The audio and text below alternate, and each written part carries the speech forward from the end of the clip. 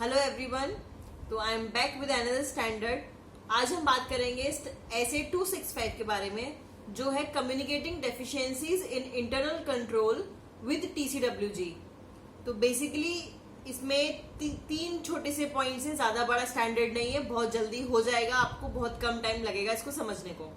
तो जैसे मैंने आपको बोला कि इसमें बस 3 पॉइंट्स हैं जो हमको डिस्कस करने हैं, जिसमें से पहला है meaning of deficiency, second is significant deficiencies and third is letter of weakness.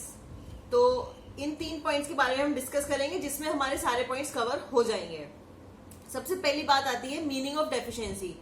तो इसमें हम बेसिकली ये समझेंगे कि डेफिशिएंसी का क्या मतलब है in context of this standard. तो इसमें क्या होता है कि जो भी मैनेजमेंट ने एंटिटी में इंटरनल कंट्रोल्स लगाए हुए हैं, तो वो सही तरीके से अगर अपना काम नहीं कर रहे, मतलब कि वो मिस स्टेटमेंट्स नहीं प्रिवेंट कर रहे, नहीं डिटेक्ट कर रहे और ना ही करेक्ट कर पा रहे हैं, तो that is the deficiency in internal control. यानी कि कहीं ना कहीं कुछ ना कुछ दिक्कत है उस इंटरनल कंट्रोल में।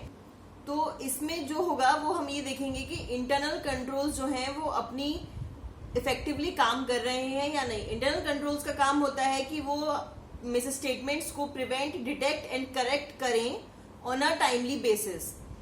ये 3 टर्म्स हो गए जो हमें याद रखने हैं कि internal controls prevent, detect and correct करेंगे हमारे मिस स्टेटमेंट्स को in a timely manner. Timely manner इसीलिए वर्ड यूज किया गया है ताकि, क्योंकि अगर वो लेट करेगा, डिटेक्ट चलो वो कर भी रहा है, बट इतना स्लो प्रोसेस है कि डिटेक्ट एंड करेक्ट करने में उसको इतना टाइम लग गया कि तब तक हमारा और ज्यादा नुकसान हो गया, तो उसको करेक्ट करने का कोई फायदा नहीं है। इसीलिए हम यहाँ पे वर्ड टाइमली बेसिस भी यूज करते हैं।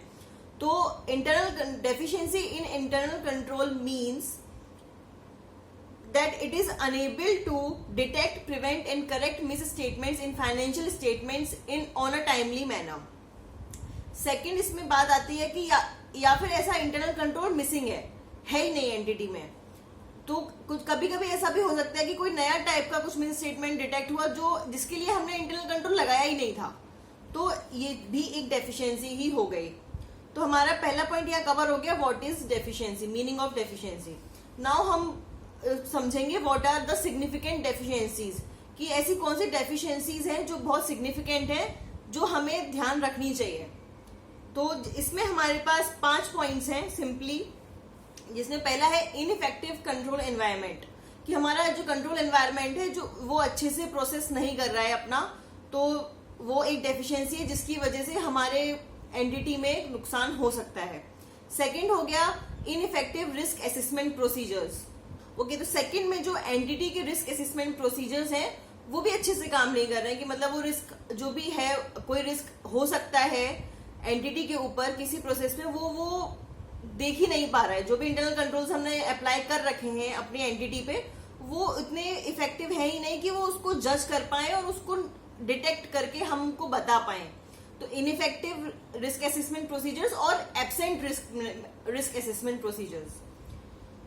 थर्ड पॉइंट इसमें हो गया कि जो मैनेजमेंट है वो जो फाइनेंशियल स्टेटमेंट को बनाने की रिस्पॉन्सिबिलिटी मैनेजमेंट की होती है। तो अगर हमारी मैनेजमेंट ही इनएफिशिएंट है, तो that is also a deficiency in control, की हमारी मैनेजमेंट उसको अच्छे से बना ही नहीं रही है, तो फिर हमारा प्रोसेस अच्छे से कैसे होगा। नेक्स्ट पॉइंट इज जो भी मिस स्टेटमेंट हमारे उसमें डिटेक्ट हो रहे हैं, internal controls are not efficient enough कि वो उसको करेक्ट कर पाए। कि जैसे हमने कोई भी इंटरनल कंट्रोल जो अप्लाई कर रखा है वो हमने छोटे मिस स्टेटमेंट के लिए, छोटा कुछ फ्रॉड के लिए कर रखा है, बट अगर कुछ मेजर उसमें प्रॉब्लम होती है तो उसके लिए वो इनएफिशिएंट है, वो नहीं कर पा रहा। नेक्स्ट डेफिशिएंसी हो सकती है ineffective response to significant risk. ये आप कह सकते हैं कि ऐसे 260 से आया है, जहां पे मैंने आपके साथ factors of mode of communication में ये डिस्कस किया था कि हम जो है टीसीडब्ल्यूजी के पास गए हैं और कोई ऐसा मैटर हमें पता चलता है कि ऑलरेडी मैनेजमेंट ने उनके साथ डिस्कस किया था, बट उन्होंने उसके ऊपर कुछ एक्शन नहीं लिया। तो वही चीज यहाँ पे है, ineffective response to significant risk. तो जो है रिस्पॉन्स जो है हमारी टीसीडब्ल्यूजी अच्छे से नहीं कर रही है, तो that is also a deficiency in internal controls of the entity. तो इसके अंदर हमारे 5 पॉइंट हो गए। तो next and the last point जो हमारा है डिस्कस करने को, वो है letter of weakness. Now the question arises, what is letter of weakness. Letter of weakness होता है एक रिटन कम्युनिकेशन जो हम टीसीडब्ल्यूजी और मैनेजमेंट को देते हैं to discuss the deficiencies in internal controls जो हमको मिली हैं। तो वो हम रिटन में जो उनको देंगे डॉक्यूमेंट, उस डॉक्यूमेंट को लेटर ऑफ वीकनेस कहते हैं। अब इसमें आ गया कि what are the content of this letter. तो कंटेंट में हम आप अगर इन जनरल लैंग्वेज अगर सोचेंगे तो क्या क्या हो सकता है, तो पहला पॉइंट ये आएगा जनरली दिमाग में कि हम जो भी डेफिशिएंसी हमें मिली वो हम उनको बता देंगे। सेकंड, हम उनको ये बताएंगे कि deficiency in internal control detect करना हमारा स्कोप ऑफ ऑडिट का पार्ट नहीं है, बट हमने जो टेस्ट ऑफ कंट्रोल्स किए थे वो हमने फर्दर ऑडिट प्रोसीजर्स के लिए किए थे, तो उसमें उसके नेचर, टाइम एंड एक्सटेंट के लिए किए थे, इसीलिए हमको ये डेफिशिएंसीज मिली हैं। तीसरा कि हम DCWG को ये बोलेंगे कि हमको तो इतनी मिली है, हो सकता है और ज्यादा हो, तो आप वो खुद से चेक करिए।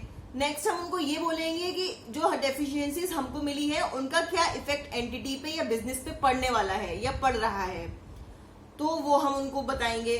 नेक्स्ट, हम उनको ये बताएंगे कि हम उनको सजेशन देंगे और एडवाइस करेंगे कि आप कैसे इनको कंट्रोल को अपने को अच्छा कर सकते हैं। तो ये बहुत बेसिक पॉइंट्स हो गए, कितने 5 बेसिक पॉइंट्स हैं लेटर ऑफ वीकनेस के, जिसमें पहला हो गया डिस्क्रिप्शन ऑफ डेफिशिएंसी। हम उनको बताएंगे कि व्हाट आर द मैटर्स जो हमको मिले हैं डेफिशिएंसीज इंटरनल कंट्रोल्स में। सेकंड, हम उनको बताएंगे कि ये जो हम उनको एक डिक्लेरेशन देंगे या स्टेटमेंट देंगे कि जो हमें डेफिशिएंसीज मिली है वो हमारा स्कोप ऑफ ऑडिट में नहीं आता है, बट हमने टेस्ट ऑफ कंट्रोल्स परफॉर्म किया था just to determine NTE, nature, time and extent of further audit procedures.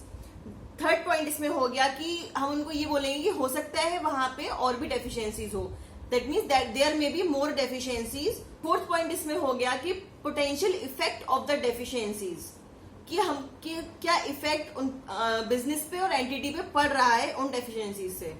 Fifth and the last point इसमें ये हो गया कि हम उनको सजेशन और एडवाइस करेंगे कि आप क्या क्या चीजें कर सकते हो इसको कंट्रोल करने के लिए। तो लास्ट पॉइंट हो गया suggestion and recommendation as how to overcome the deficiencies.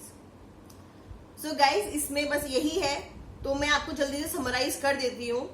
हमारा जो स्टैंडर्ड है इसमें बस 3 पॉइंट्स हैं समझने के लिए। First is what is deficiency, second is significant deficiencies and third is letter of weakness. हमारा जो पहला पॉइंट इसमें है वो है कि इंटरनल कंट्रोल्स जो हमने लगाए हुए हैं that are not capable enough to detect, prevent and correct the deficiencies which are existing in the internal controls on a timely manner. Second हो गया हमारा जो सिग्निफिकेंट डेफिशिएंसीज हैं। सिग्निफिकेंट डेफिशिएंसीज में हमने 5 पॉइंट पढ़े, जिसमें से पहला था इनइफेक्टिव कंट्रोल एनवायरनमेंट, दूसरा है इनइफेक्टिव रिस्क असेसमेंट प्रोसीजर्स, तीसरा है management is not capable to prepare financial statements correctly. Next है जो हमें मिस स्टेटमेंट मिला है, misstatement detected were not prevented by the internal control system. Internal control system हमारा इतना अच्छा नहीं है कि जो उसको मिस स्टेटमेंट मिले हैं वो उसको करेक्ट कर पाया हो।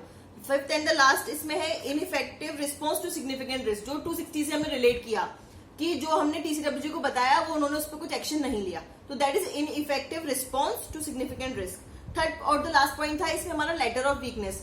लेटर ऑफ वीकनेस वो रिटन कम्युनिकेशन होता है जो बीइंग एन ऑडिटर हम TCWG एंड मैनेजमेंट को देते हैं, जिसमें हम उनको ये बताते हैं कि हमें क्या डेफिशिएंसी आपके उसमें मिली है, आपके एंटिटी में हमको मिली है। इसके अंदर भी जो कंटेंट होता है लेटर ऑफ वीकनेस का, उसके भी 5 बेसिक पॉइंट्स हैं जो बहुत बेसिक है, मतलब लाइक जनरल लैंग्वेज के हैं। तो इसमें हमारा पहला पॉइंट था डिस्क्रिप्शन ऑफ डेफिशिएंसी, कि हम उनको ये बताएंगे कि क्या हमें डेफिशिएंसी मिली है। दूसरा, अ स्टेटमेंट और declaration given by auditors to the management that the evaluation of internal controls is not in our scope of audit. The test of controls performed are only done for just to determine NTE, nature, time and extent of further audit procedures. Third point इसमें हो गया कि there may be more deficiencies. Fourth point है potential effect of deficiency. Fifth and the last point is suggestions and recommendation to control that deficiencies. So guys, ये जल्दी से मैंने आपको इसके लिए समराइज कर दिया है। बहुत इजी स्टैंडर्ड है, ज्यादा कुछ इसमें नहीं है, बट हाँ एग्जाम पॉइंट ऑफ व्यू से मैं बोलूंगी लेटर ऑफ वीकनेस थोड़ा सा इंपॉर्टेंट है, जो एग्जाम पॉइंट ऑफ व्यू से हो सकता है, जिसपे क्वेश्चन आ सकता है कि what is letter of weakness या what are the contents of letter of weakness. बाकी बहुत जनरल है, ज्यादा टफ नहीं है। आई होप आपको ये अच्छा लगा हो, और अगर आप चाहते हैं कि मैं ऐसे वीडियोस लाती रहूं आपके लिए, तो just need to like this video, share it with your friends जिनके लिए आपको लगता है ये हेल्पफुल रहेगा, and do subscribe to my channel. See you in my next video. Till then, bye bye.